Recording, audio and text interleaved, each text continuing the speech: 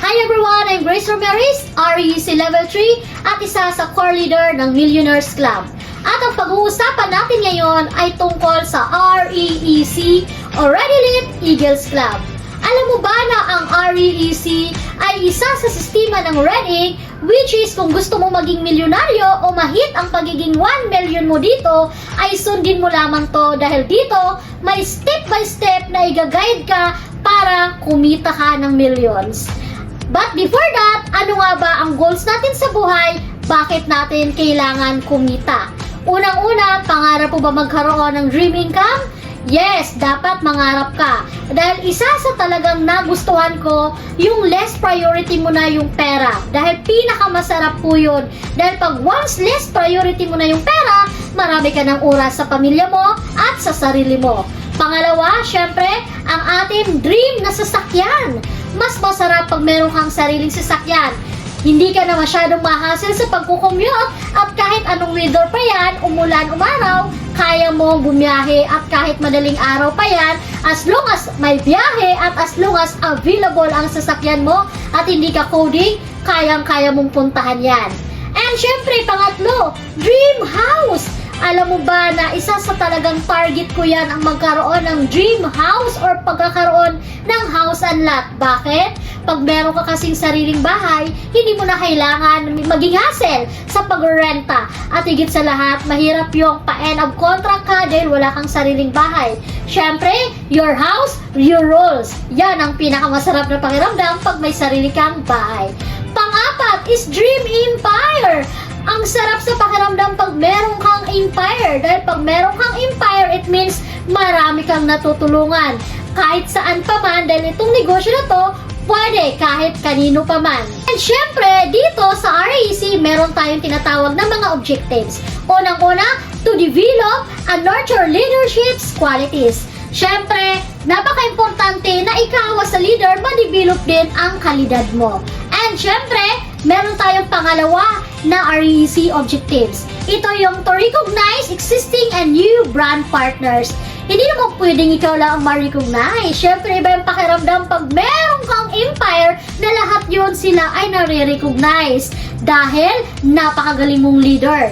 Pangatlo sa objectives, ito yung to reward and incentivize brand partners who are hitting the target levels by following the REEC system.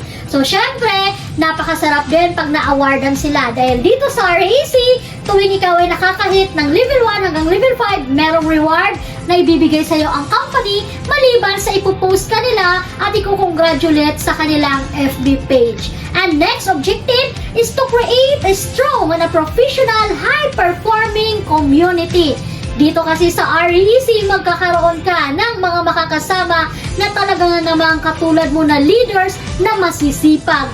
Dahil dito, hindi ka lamang magkakaroon ng business partners, magkakaroon ka ng komunidad na parang pamilya mo na at lahat kayo na makakasama mo ay successful. And next na REEC objectives ay itong maximize the power of leveraging through the REEC system. Syempre, pag ginawa mo ang REEC, talaga nga naman dito mo mamamaximize hindi lamang ang income mo, pati ang mga team mo na talagang makikita mo lahat din sila kumikita.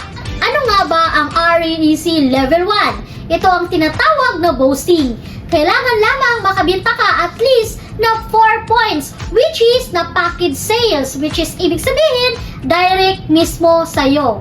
Pwede naman ang ibenta mo ay 4 na ruby package or 8 na starter package or at least 16 na reseller package. At kailangan, syempre, ikaw meron 500 UPB points. Ano nga ba yung UPB? Ito yung tinatawag yung level points value, which is makukuha mo yan pag ikaw ay nag-repeat purchase. Syempre, may option to yan.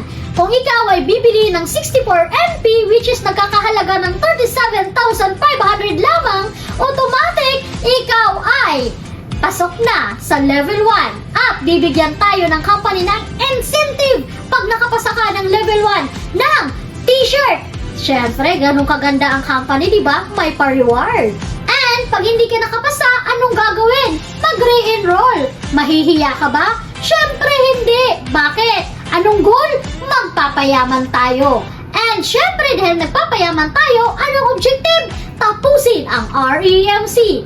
At ang pangalawa natin na pag-uusapan ay ang tinatawag na level 2. Ito ay momentum. Dito mas lalong pinadali dahil ang kailangan mo lamang at least makabenta ng 3 points na package sales. And syempre, 500 UPB.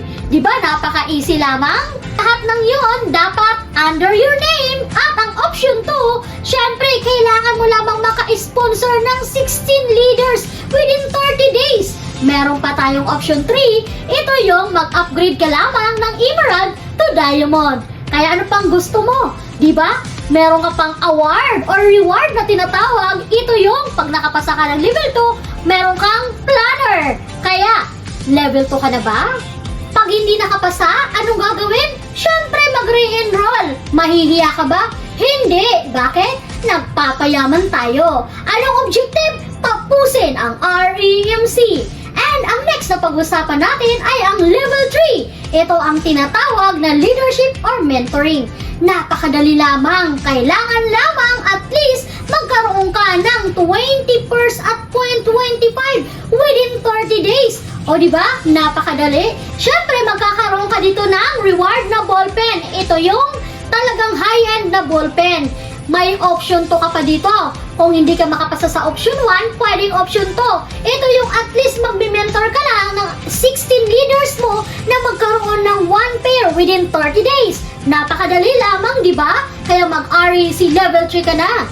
Pag hindi nakapasa, anong gagawin? Mag-re-enroll ulit. Mahihiya ba tayo?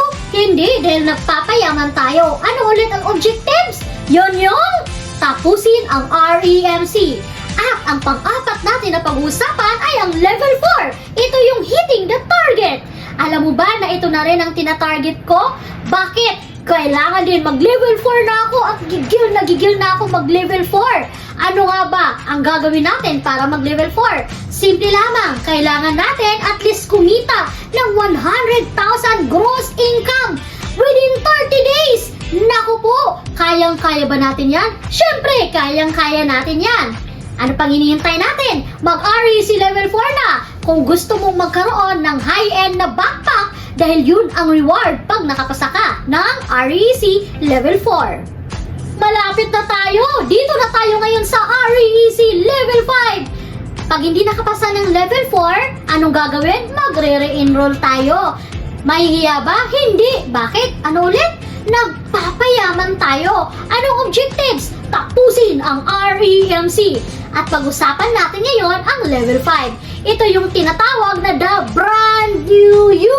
Yung bagong-bagong ikaw. Paano nga ba mahihit ang REC level 5? Simple lamang. Kailangan at least ang option 1 natin ay magkaroon ka man lang ng 4 na new 64 MP within 30 days. At ang option 2, at least magkaroon ka man lang ng new brand partners na 2 na tutulungan mong kumita ng gross income na 30,000 each within 30 days. Dahil the brand new you ang tawag sa iyo, bibigyan ka ng reward ng company aside sa ipopost ka nila sa page nila.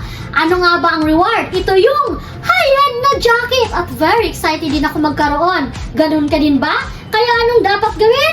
Ipasa ang REC level 5. At ito na ang nakaka-excite. Pag hindi ka pumasa ng REC level 5, anong gagawin? Mag-re-enroll. Mahihiya ka ba? Hindi. Bakit? Anong objective natin? Tayo'y nagpapayaman at tapusin ang REMC.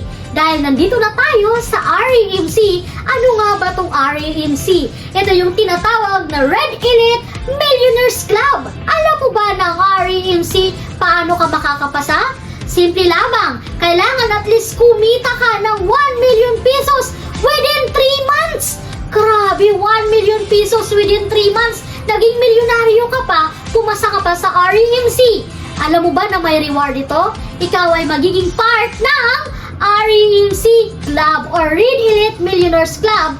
Plus, bibigyan ka pa ng REMC na ball ring. O, di ba? Napakaganda. Kaya ano pang hinihintay mo? Sabay-sabay natin ipasa ang REMC. Kaya pag hindi mo maipasa ang REC level 5, hindi ka makakaakyat sa REMC. Kaya dapat tapusin ang REEC Level 5 para ikaw ay sumunod na REMC. Yan ang next na magiging target natin pag REEC Level 5 na tayo. So, ano pang hinihintay mo? O diba, napakaganda ng ating REEC? Kaya be part of our REEC. Naka-enroll ka na ba? Kung hindi pa, enroll now! Thank you so much!